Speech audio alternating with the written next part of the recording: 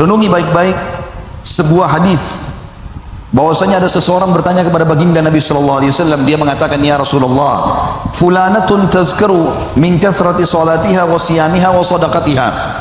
Wahai utusan Allah, di kota Madinah ini ada satu wanita terkenal sekali, tapi termasuk tata kerama yang dimiliki oleh para sahabat Nabi ridwanullahi alaihim, mereka tidak mau menyebut nama orang. Mereka cuma mengatakan di Madinah ini ada wanita. Artinya kita semua sudah tahu wanita itu terkenal sekali dengan sholat malamnya dan puasanya serta sedekahnya. Ghaira annaha tu'dhi jiranaha bilisaniha. Hanya saja dia suka menyakiti tetangganya dengan lisannya. Sholatnya luar biasa, tidak pernah ketinggalan sholat tahajud dan sholat wajib. Puasanya tidak pernah ketinggalan puasa sunnah dan puasa Ramadan. Sedekahnya rutin, tapi suka menyakiti tetangganya. Qala hiya finnar. Pastikan wanita itu, kata Nabi SAW, akan jadi penghuni neraka. Ya, kita bisa bayangkan, sholatnya sudah sempurna, sedekahnya sempurna, kemudian juga puasanya sempurna. Ternyata Nabi SAW memvonis wanita ini karena akhlaknya tidak baik, jahat lisannya sama tetangganya, maka kata Nabi SAW dia di neraka, divonis di neraka. Qila ya Rasulullah, fulanatun tudhkaru min qillati salatiha wa siyamiha wa annaha tatasaddaqu bi athwari min al-akiti wa la tu'dhi jiranaha. Sementara ada wanita lain, wahai Rasulullah, sholatnya tidak terlalu terkenal, yang dia kerjakan yang wajib-wajib saja, puasanya juga hanya yang wajib saja, bersedekah juga sedikit sekali, bahkan tidak ternilai, tapi tidak pernah menyakiti tetangganya, tidak tajam lisannya. Qala hiya fil jannah. Maka Nabi SAW mengatakan wanita tersebut penghuni surga. Jadi keliru kalau ada orang berpikir dia sudah sholat di masjid, dia puasa Ramadan, dia melakukan banyak ibadah-ibadah kepada Allah SWT, tapi ternyata dia tidak menjaga sikapnya kepada manusia, lalu dia berpikir jadi penghuni surga. Keliru sekali. Hubungan kita teman-teman ada dua, hubungan dengan Allah Sang Pencipta, dengan ibadah-ibadah yang sudah diperintahkan, dan hubungan dengan manusia, hubungan dengan manusia, ya. Akhlak ini teman-teman sekalian, kapan hilang dari seseorang, maka dia akan menjadi penghina seseorang itu. Kapan tutur katanya kasar, kapan dia pelit, kapan dia, ya, menghina, mencaci, menyakiti orang lain, maka dipastikan akan menjadi penghina dirinya sendiri. Tapi kapan seseorang itu santun, ramah, dermawan, maka dia pasti akan mulia di sisi Allah SWT dan juga di sisi manusia. Para ulama berlumba-lumba memberikan definisi tentang akhlak karena tingginya kedudukannya di sisi Allah Subhanahu wa taala. Maka para ulama berbeda pendapat tentang masalah definisi akhlak itu sendiri.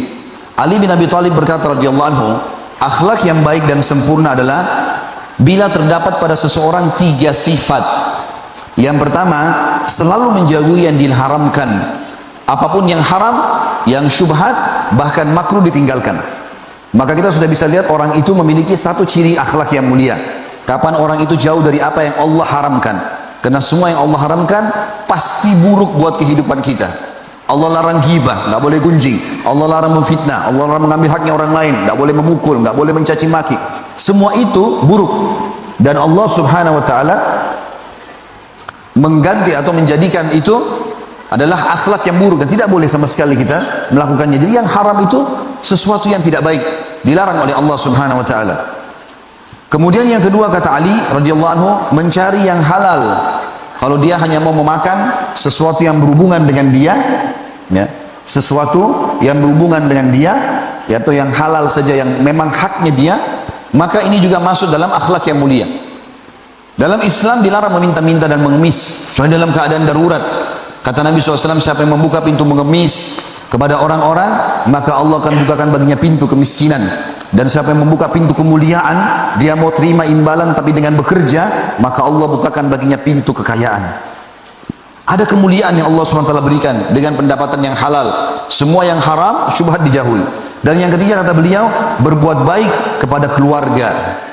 Tentu kita disunnahkan berbuat baik kepada semua orang, tapi kalau dengan keluarga dan kerabat ini punya hak lebih ekstra. Ada seorang sahabat pernah membawa sekantong dirham, lalu dia mengatakan, ya Rasulullah, saya punya sekantong dirham dan saya ingin sedekahkan.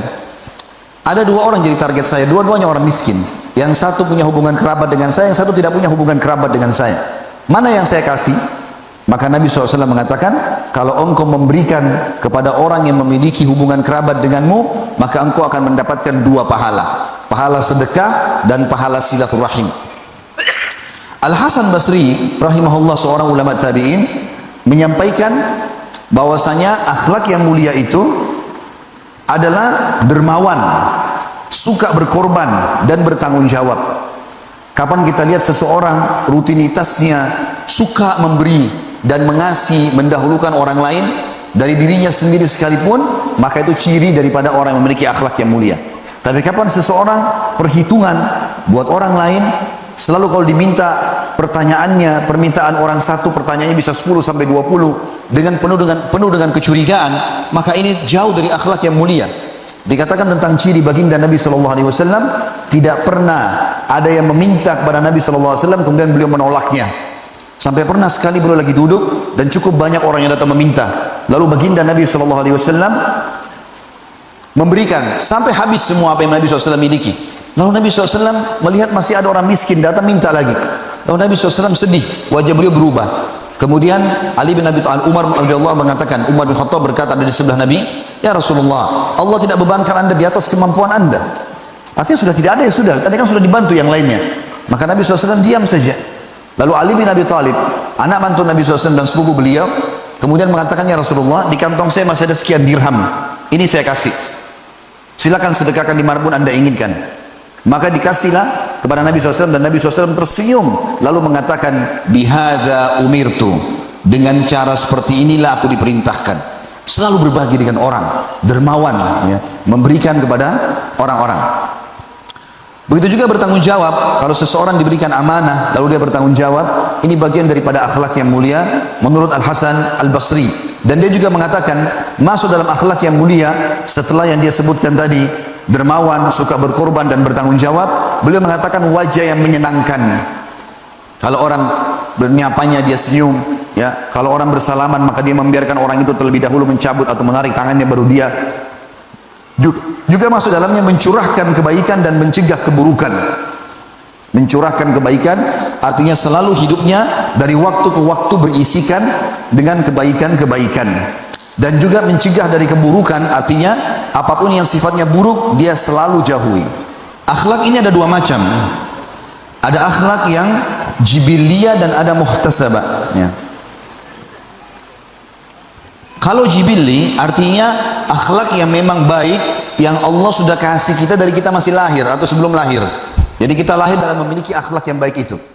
Dan ini kalau Allah Subhanahu wa taala berikan kepada kita sangat luar biasa, ya. Dan ini bisa terjadi. Ini bisa terjadi.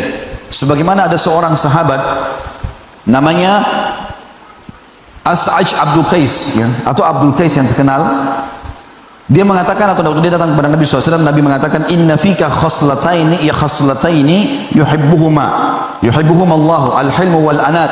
Qala ya Rasulullah, ana atakhallaqu bihima amillahu jabalani alaihima. Qala balillahu jabalaka alaihima. Qala alhamdulillahi alladhi jabalani ala khullatihima atau khullataini yuhibbuhuma Allahu wa rasuluh. Sesungguhnya pada dirimu ini, jadi orangnya ini si As'aj Abu Qais ini radhiyallahu anhu, orangnya sangat tenang, tidak tergesa-gesa mengambil keputusan. Suaranya kalau dia ngomong santun, tatapan matanya syahdu, jabahan tangannya ramah sekali. Maka Nabi SAW dan Nabi bilang, dalam dirimu ini ada dua sifat yang sangat dicintai oleh Allah dan Rasulnya, yaitu al-hilmu wal anat. Dan al-hilm ini banyak artinya, bisa berarti murah hati. Kemudian al-anat adalah sabar. Bisa juga berarti al-hilm adalah kedewasaan, tidak tergesa-gesa dalam mengambil keputusan. Kemudian al-anat artinya tepat dalam mengambil sebuah keputusan. Maka dia berkata, ya Rasulullah, apakah dua akhlak itu aku dapatkan karena aku berusaha atau memang Allah telah bebankan padaku? Maka kata Nabi SAW, Allah telah bebankan kepadamu. Maka dia mengatakan segala puji bagi Allah yang telah membebankan dua sifat yang dicintai oleh Allah dan Rasulnya. Sementara ada juga akhlak yang memang kita harus mencarinya. Artinya kalau kita lahir dalam kondisi alhamdulillah dari kecil kita selalu senyum dengan orang, ramah, ya, Ada orang subhanallah anak-anak dari kecil begitu. Begitu dia lahir, mulai dia dewasa, walaupun kadang-kadang hidup di lingkungan orang tuanya yang jauh dari agama, tapi dia lahir tumbuh dalam kondisi santun, ramah. Memang Allah SWT selamatkan dia. Nah, ini karunia yang sangat besar. Tapi kalau ini tidak ada pada kita, maka harus kita mencarinya. Kita berusaha. Dan ada jenis yang kedua dari akhlak, akhlak yang harus dicari. Sebagaimana Nabi SAW bersabda tentang masalah itu, sesungguhnya ilmu itu dengan belajar, al-ilmu bit-ta'allum. Kemudian kedewasaan dan kebijaksanaan dengan mempelajarinya. Jadi memang harusnya juga dipelajari.